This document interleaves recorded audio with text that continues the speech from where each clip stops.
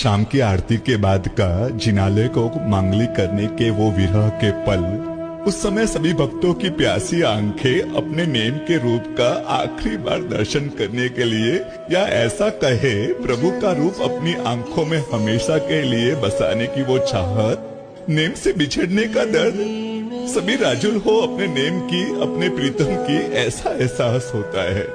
तुम ही तुम हो,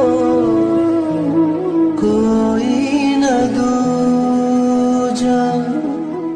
वहां से नीचे जाना पड़ेगा, अपने संसार को फिर से जीना पड़ेगा, सहना पड़ेगा, नेम के बिना की दुनिया में रहना पड़ेगा।